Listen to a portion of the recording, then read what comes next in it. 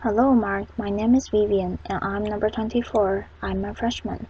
This is a speech from Zach Ebrahim. I am the son of a terrorist. Here's how I chose peace. On November 5, 1990, a man named L. Sayed Nozer walked into a hotel in Manhattan and assassinated Rabbi Meir Kahane, the leader of the Jewish Defense League.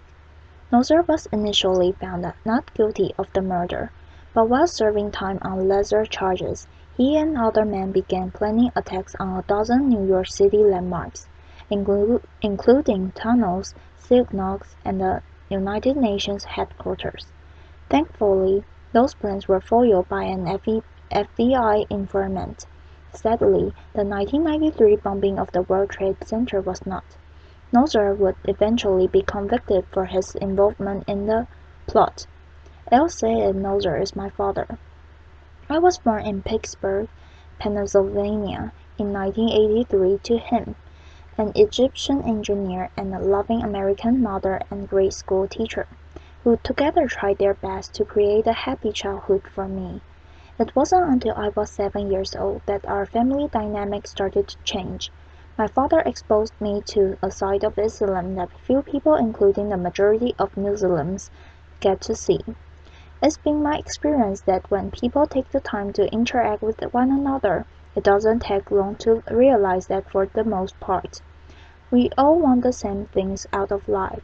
However, in every religion, in every population, you'll find a small percentage of people who hold so fervently to their beliefs that they feel they must use any means necessary to make others live as they do. A few months prior to his arrest, he sat me down and explained that for the past few weekends, he and some friends had been going to a shooting range on Long Island for target practice. He told me I'd be going with him the next morning.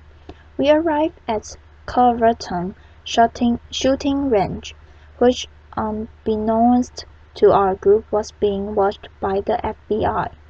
When it was my turn to shoot, my father helped me held the rifle to my shoulder and explained how to aim at the target about 30 yards off. That day, the last bullet I shot hit the small orange light that sat on top of the target, and to everyone's surprise, especially mine, the entire target burst into flames.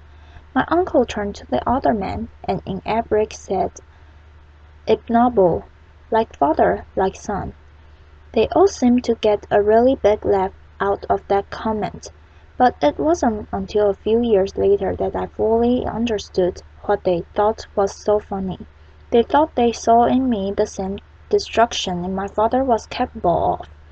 Those men would eventually be convicted of placing a van filled with 1,500 pounds of explosives in the sub-level parking lot of the World Trade Center's North Tower, causing an explosion that killed 6 people and injured over 1,000 others.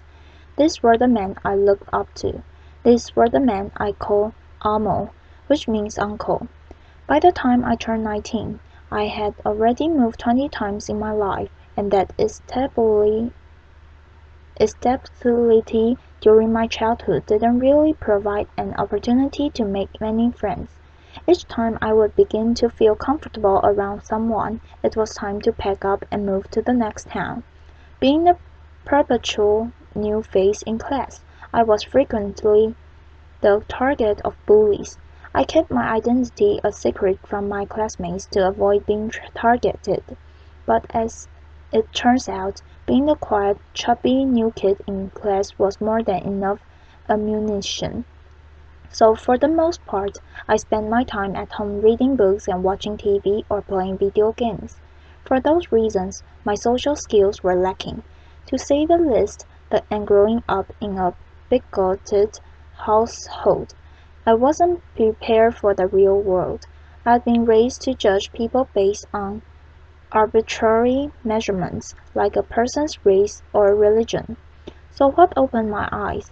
One of my first experiences that challenged this way of thinking was during the 2000 presidential elections. Through a college prep program, I was able to take part in the National Youth Convention in Philadelphia. My particular group's focus was on youth violence, and having been the victim of bullying for most of my life, this was a subject in which I felt particularly passionate. The members of our group came from many different walks of life. One day, toward the end of the convention, I found out that one of the kids I had befriended was Jewish. Now, it had taken several days for this detail to come to light, and I realized that there was no natural animosity between the two of us. I had never had a Jewish friend before, and frankly, I felt a sense of pride in having been able to overcome a barrier that for most of my life I had been led to believe was insurmountable. Another major turning point came when I found a summer job at Busch Gardens, an amusement park. There I was exposed to people from all sorts of faiths and cultures, and that experience proved to be fundamental to the development of my character. Most of my life I'd been taught that homosexuality was a sin, and by extension, that all gay people were a negative influence. As chance would have it, I had the opportunity to work with some of the gay performers at the show there, and soon found that many were the kindest, least judgmental people I had ever met. Being bullied as a kid created a sense of empathy in me toward the suffering of others, and it comes very unnaturally to me to treat people who are kind in any other way than how I would want to be treated.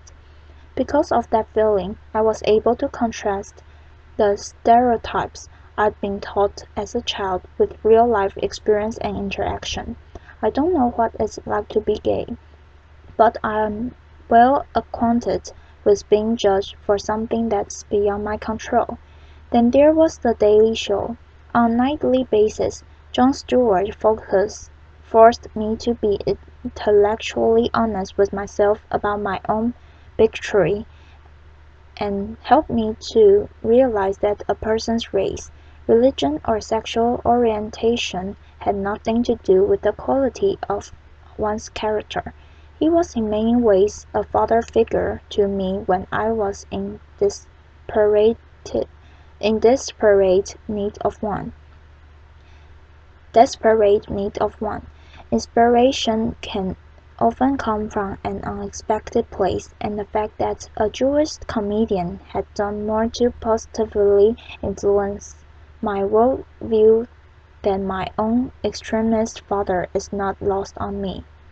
One day, I had a conversation with my mother about how my worldview was starting to change, and she said something to me that I will hold dear to my heart for as long as I live.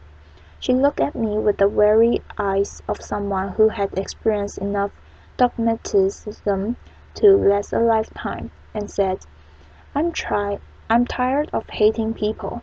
In that instant, I realized how much negative energy it takes to hold that hatred inside of you. Zach Ebrahim is not my real name. I changed it when my family decided to end our connection with my father and start a new life.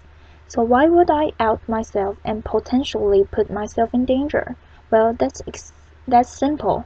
I do it in the hopes that perhaps someday who is compelled to use violence may hear my story and realize that there is a better way, that although I had been subjected to this violent, intolerant ideology, that I did not become fanatized. Instead, I choose to use my experience to fight back against terrorism, against the bigotry. I do it for the victims of terrorism and their loved ones, for the terrible pain and loss that terrorism has forced upon their lives. For the victims of terrorism, I will speak out against these senseless acts and condemn my father's actions. And with that simple fact, I stand here as proof that violence isn't inherent in one's religion or race, and the son does not have to follow the ways of their father. I am not my father. Thank you. Applause. Thank you everybody. Applause. Thank you all. Applause. Thanks a lot. Applause.